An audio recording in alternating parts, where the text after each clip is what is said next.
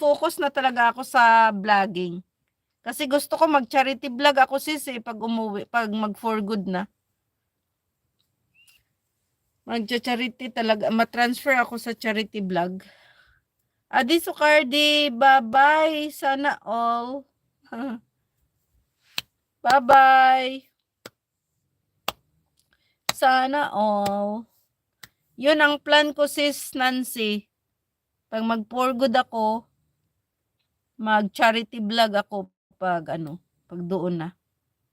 Ngayon kasi hindi ako makagalaw kasi nga sa dalawa college ko. Tapos 'di ba nung nagkasakit pa yung asawa ko. Ngayon nagre-recover pa lang siya. So wala pa talaga akong katuwang sa mga anak ko magastos. Kaya ayun. Hindi ako makatulong. Pero yung first salary ko, ako mag-business kahit maliit lang. Oo, sis. Yun talaga ang natin. Kasi hindi naman pwede na habang buhay tayo dito. Ayaw kong tumanda dito, sis.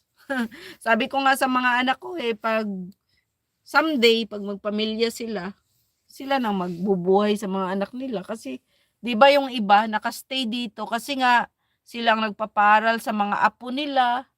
Sila pang naggagastos sa mga anak nila na kahit may mga asawa na. Yun ang ayaw kong mangyari. Kasi sabi ko sa mga anak ko, pinapaaral ko sila para magiging maayos ang buhay nila someday, 'di ba?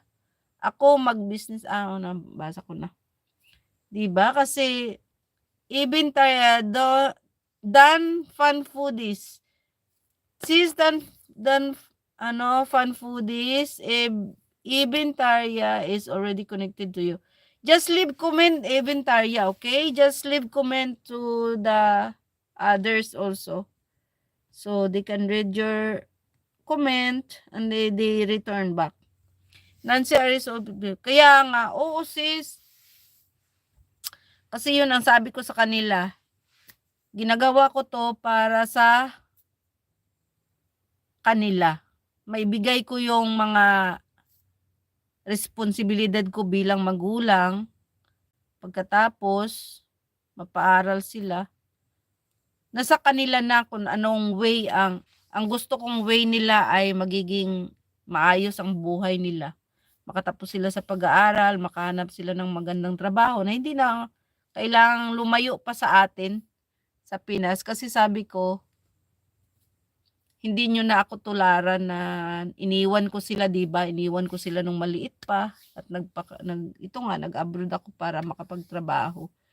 Pero doon naman sa atin magandang trabaho nila, regular yung sahod nila. So hindi na kailangang lumayo sila. Kung magpamilya man sila, at least sama-sama sila, 'di ba? Kaya nga excited na ako food business. Food business yung plano mo, sis. Maganda din yan. Lalo na pag sa mga province or maganda din yan. Pag maraming tao yung sa mga lugar nyo. Maganda yung mga ganyan din. Ay, yung mga anak ko may mga plan naman sa mga sarili nila yan. Sabi ko, magtapos muna kayo, magtrabaho muna kayo. Tapos, saka pa magdesisyon kung ano yung mga plano nila. Sa ngayon, sabi ko, enjoy nyo munang pag-aaral. Tapos, yun. Pag makagraduate, saka na sila magplan kung may mga trabaho na.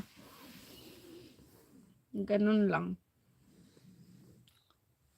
So, ayan. Naka-18 tamsak tayo. So, naka 1 hour naman tayo at naka 12 minutes. So, mag-end na ako, guys. Thank you so much sa inyong lahat.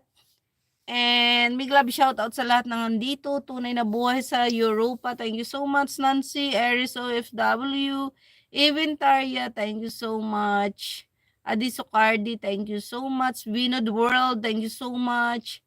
Warren, Sis Lucy Warren's World, thank you so much. And sa lahat ng mga dito kanina, thank you so much all of you for supporting my live stream today. And God bless. I love you all, guys. Ingat kayo palagi. Bye-bye.